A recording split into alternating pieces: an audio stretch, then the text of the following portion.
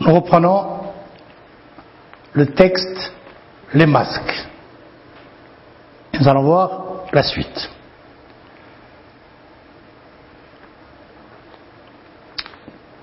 Nous avons trouvé qu'il y avait deux champs lexicaux qui dominent ce texte.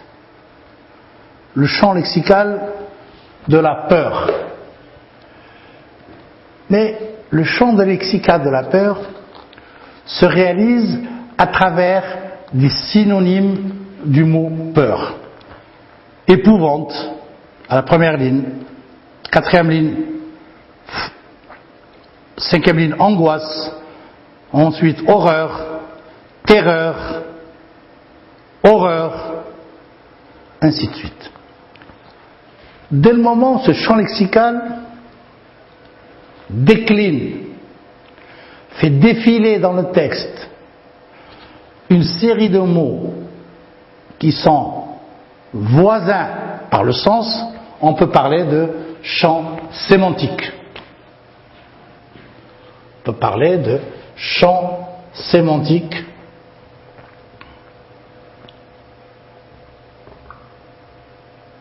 du mot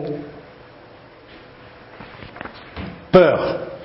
On peut parler de champ sémantique du mot peur, et je vais l'écrire ici pour que ça soit bien visible. Champ sémantique.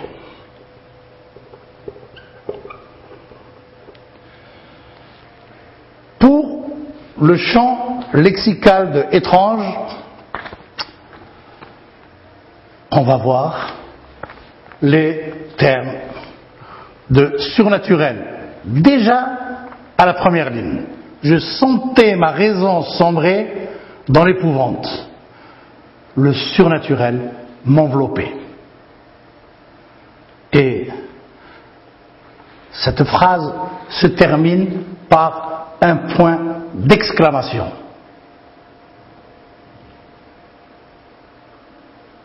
Il s'exclame. Le narrateur ici s'exclame.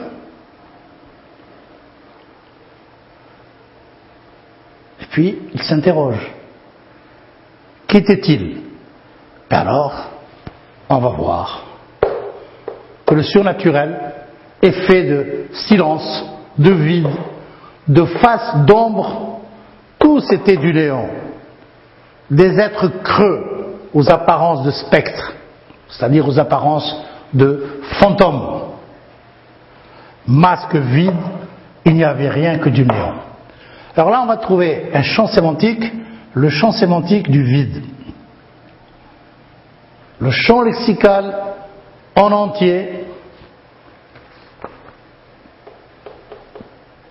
et le champ lexical du surnaturel, de l'étrange, mais à l'intérieur, on va trouver un petit champ sémantique, celui du vide. Champ sémantique du néant. Du vide. Et d'ailleurs, le texte se termine sur la phrase « Il n'y avait rien, rien que du néant ».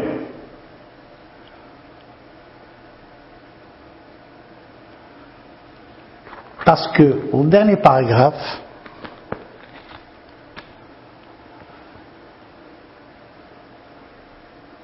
il indique clairement et il indique clairement qu'il doute même de sa propre existence.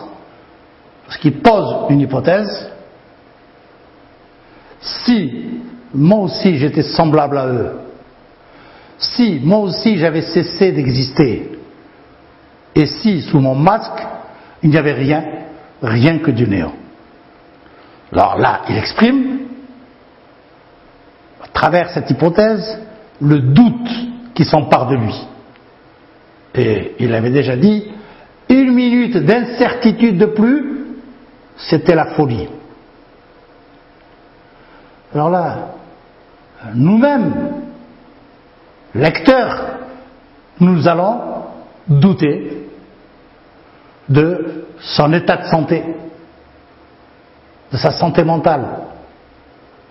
N'est-il pas devenu fou? N'est-il pas devenu démon? Voilà la question qui va nous interpeller à la fin de la lecture de ce passage.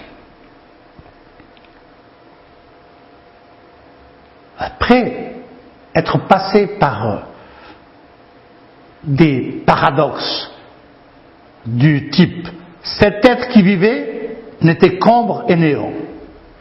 Est-ce qu'on peut vivre et être ombre et néant?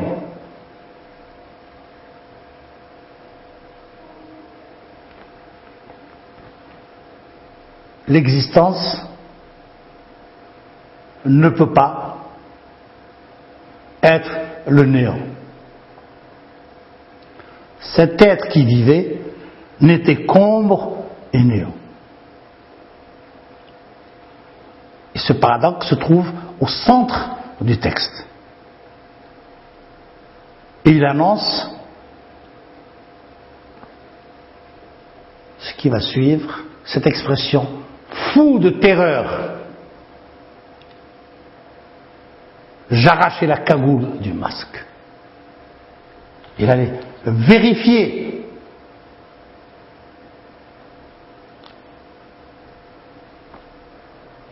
parce que la terreur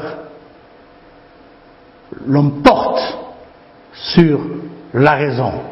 Il va, dans cet acte qu'il considère lui comme un acte de folie, il va arracher la cagoule pour vérifier.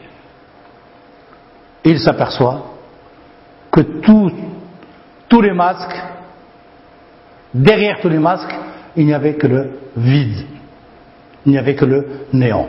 D'ailleurs, le terme est repris à plusieurs reprises. Et cela a pour conséquence le doute affreux, c'est lui qui le dit, le doute affreux qui s'empare de lui, un doute affreux m'étreignit au cœur devant tous ces masques vides. Et là, il développe ce que je vous avais dit tout à l'heure. Il décline une hypothèse et il se précipite vers une des glaces pour voir si lui-même n'était pas aussi du vide. C'est l'être et le néant. C'est un grand problème philosophique qui est posé ici à travers l'histoire des masques.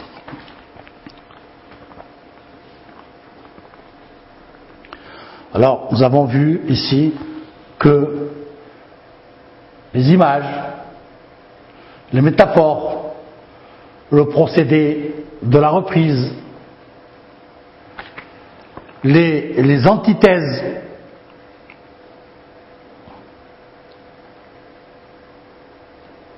être qui vivait était du néant, antithèse, qui crée un paradoxe.